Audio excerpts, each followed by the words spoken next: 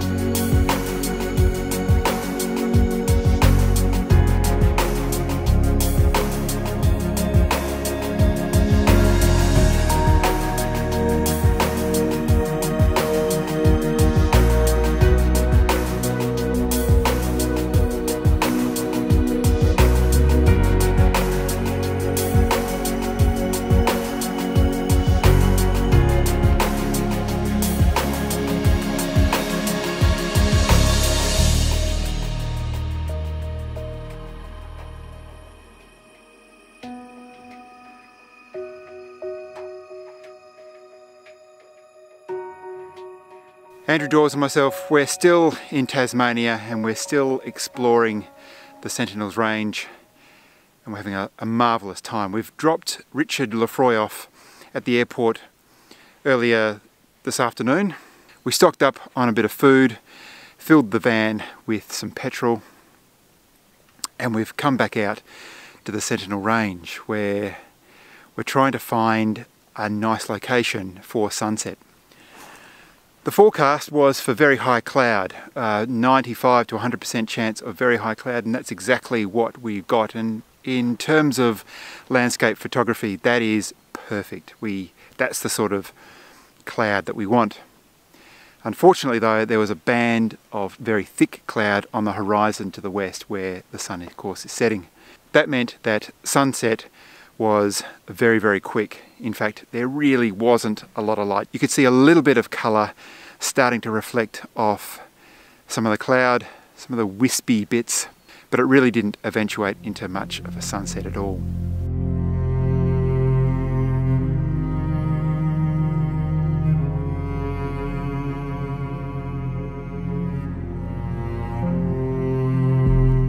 This is a really interesting location that we've come down to.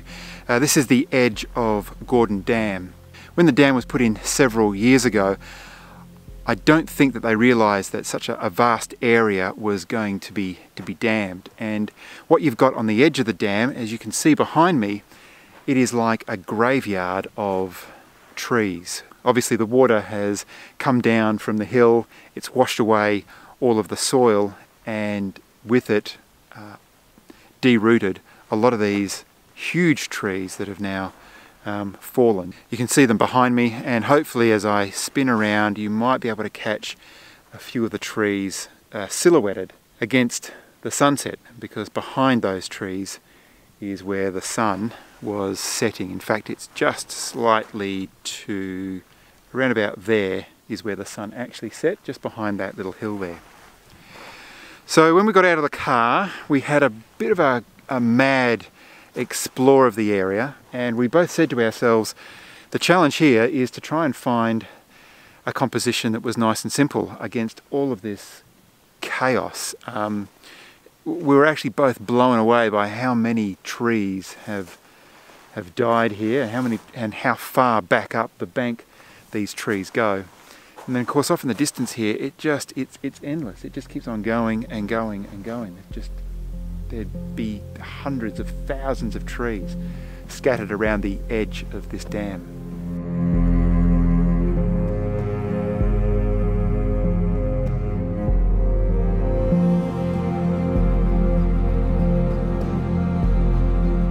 So the first thing that caught my eye when I came down to the edge of the water was way off in the distance, behind those trees, there is a flat line of mountains there. So that was catching most of the light.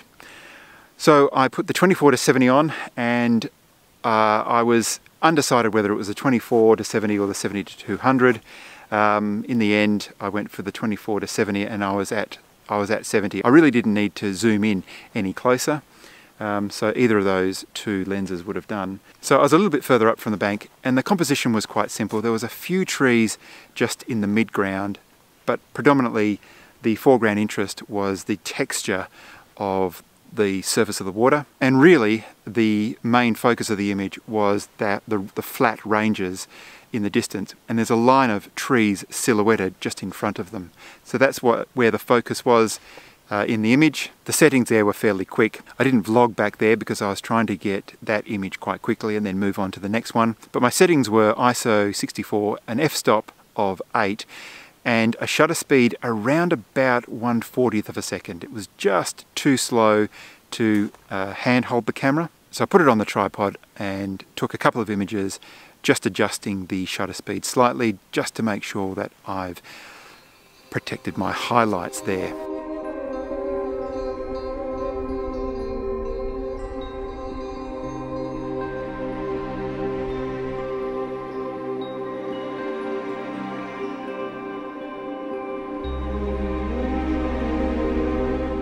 Then, of course, I then walked down to the right-hand side and walked along the edge of the dam here, at the edge of the water, trying to find some sort of leading line. That's what I was going for. Originally, some of the soils that are around are creating this amazing texture, but in the end, what I went for was this log just down here. It's quite a broken up, gnarly looking log, and it actually enters the water at this point. So I came back a little bit, I've dropped the tripod legs down so it's quite low, and I'm just basically using that as a leading line into the scene. I've got, as you've already seen, a series of dead trees silhouetted by the sunset in the background, and I've got that same flat mountain range in the back, which really won't feature that much because I'm a lot wider here. I'm at 24 mil. Just very quickly, as I can see that the battery is running flat, I've still got the 24-70 on, but I have put the Lee filters filter mounter on there. I've taken the circular polarizer out from the front, and I've got a hard 0.9 grad. That's just to bring down that sky a little bit, and also bring down the amount of light that is reflecting off the water. I haven't got the circular polarizer on because I don't want to take the glare or the reflection off, because the reflection is part of the image. It's reflecting the interest in the sky. So I've actually already taken a shot, and when I did, the settings were ISO 64. My f-stop is 13. Now the reason why I increased that is I wanted a larger depth of field. The reason why I need a larger depth of field is I've got the log in the foreground that I want in focus, I've got the trees in the midground, and of course the sky and the mountains in the distance. So a larger depth of field with an f-stop of 13 means that more of the image is going to be in focus. So that gives me a shutter speed of 2/3 of a second.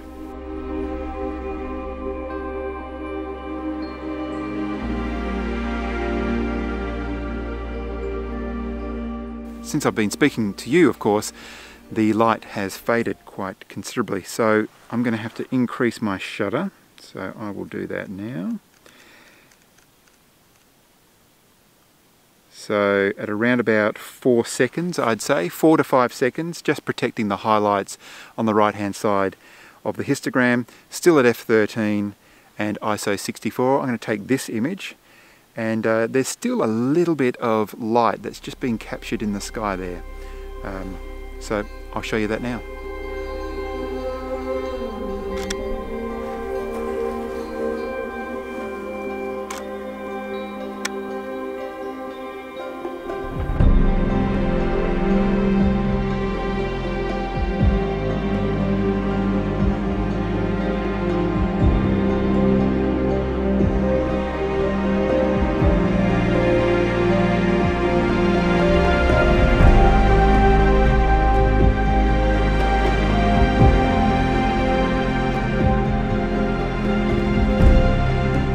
think that is around about it for us. Andrew, I know, has had the drone up, so hopefully those drone shots will be interwoven into the videos to be able to share a different perspective of this quite unusual, a little bit eerie, but quite interesting landscape here. This is probably a location that probably takes more than one visit to get used to and to find the composition that you're really happy with. That's not to say that I'm not happy with the compositions that I found quickly here this evening. Be interesting to see whether Andrew was able to capture an image, so if you do want to check that out, go over to his channel and check out Andrew Dawes' channel. I'll link it in the description below. If you did like this video, please give it a like below. But until next time guys, thanks very much for watching.